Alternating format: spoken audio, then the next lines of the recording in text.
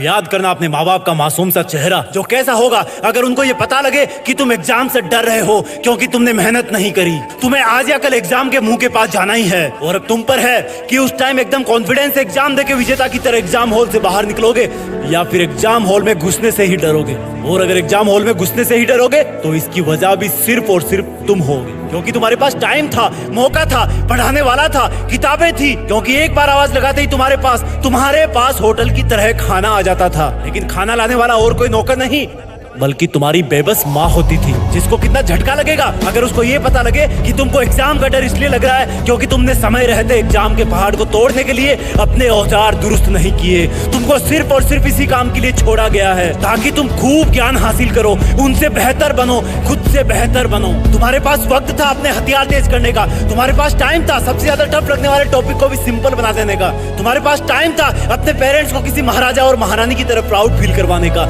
लेकिन तुम चूक गए। और जब रिजल्ट तुम्हारे हाथ में आएगा तब तुम सोचोगे कि यार अगर 2 नंबर और आते तो मेरी पसंद की कॉलेज में घर के पास ही एडमिशन मिल जाता। वो तुम्हें तब रियलाइज होगा जब तुम पहली बार हॉस्टल के लिए अपना सामान पैक कर रहे होंगे। अलग होने के लिए गम में रो तुम भी रहे होंगे, रो माँ बाप भी रहे होंगे कि बेटा तो पढ़ता था, शायद हमारे में ही कोई कमी रह गई इसलिए आज हमें छोड़कर पढ़ने के लिए दूर जा रहा है। तुम्हारे पास और उनके पास सिर्फ पछताने के अलावा कुछ नहीं बचेगा।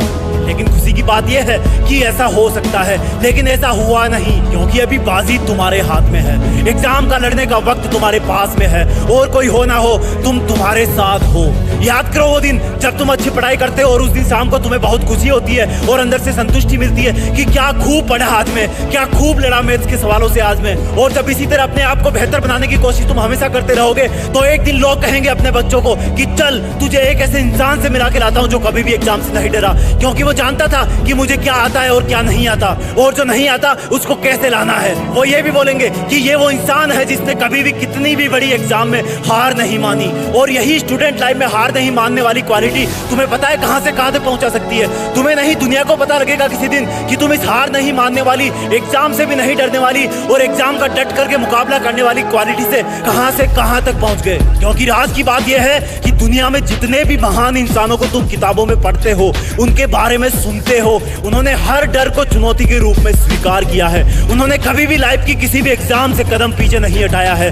भले ही वो एग्जाम के रिजल्ट में हारे, लेकिन कभी भी मन से नहीं हारे। पहले के जमाने में बच्चों को थोड़ा सा बड़ा होते ही गुरुकुल में छोड़ देते थे। वहां पर वो माँ बाप से दूर कई साल तक रहते थे। वो पढ़ते थे और कसरत करते थे, अपने गुरुजी, गुरुकुल और परिवार का मान बढ़ाते थे। और वही बालक बड़े होकर कोई राम बन जाते थे, कोई अर्जुन बन जाते थे, जिनके शौर्य की गाथा कई आसमान गाते थे और अब भी गाते आ रहे हैं। मेरा यकीन मानो, पढ़ने लिखने की उम्र में दिमाग पर लगने वाला प्रेशर रियल लाइफ के प्रेशर से बहुत कम होता है। जब अर्जुन गुरुकुल में सीख रहे थे तो शायद उनको भी पता नहीं था कि ये तो प्रैक्टिस है। हकीकत में तो उनको अपना कर्म निभाने के लिए अपने ही रिश्तेदारों के विरुद्ध धर्म युद्ध करना पड़ेगा। कितना मुश्किल रहा होगा उनके लिए। कभी सोचा अपने माँ बाप के चेहरे पर इतनी झुर्रियां क्यों है? क्या वो तुम्हें लेके क्या क्या सपने सजोते हैं? गुरुकुल में जाने वालों को अपने माँ बाप के चरणों में रहने का अवसर कई साल तक वापस नहीं मिल पाता था, लेकिन तुम इतने लकी हो कि अगर दूर भी रहो तो वीडियो कॉल पर चेहरा देख सकते हो। समझो कि तुम कितने लकी हो जो तुम इस वीडियो को अपने खुद के मोबाइल में देख पा रहे हो। हर किसी को ऐसा सौभाग्य नहीं मिलता, लेकिन जिस उम्र में तुम्हें आगे आने वाली लाइफ के लिए मानसिक और शारीरिक तौर पर तैयार होने की जिम्मेदारी मिले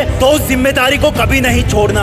याद रखना, ये पढ़ाई के लिए तुम्हें किसी का डिस्टर्ब नहीं करना। आजादी नहीं है तुम्हारी, ये जिम्मेदारी है तुम्हारी। दिन भर तुम्हारा पढ़ाई को गोलमाल करके स्मार्टफोन में खो जाना तुम्हें कमजोर तो बनाएगा ही, साथ में एग्जाम का भूत भी तुम पर हावी हो जाएगा। इस एग्जाम के डर के भूत पर तुम्हारी जीत तभी फिक्स हो पाएगी जब तुम अपने इस युवा होने के धर्म को अच्छी तरह निभा पाओगे। जब तुम ये जान पाओगे कि लाइफ में इससे तगड़े भूत आएंगे तुम्हारे सामने, तब तुम इस एग्जाम वाले भूत को भी कच्चा चबा जाओगे और फ्यूचर के बाकी डर वाले भूतों का भी सामना करने के लिए भी तैयार हो जाओगे। आपके लिए आप ही की जिंदगी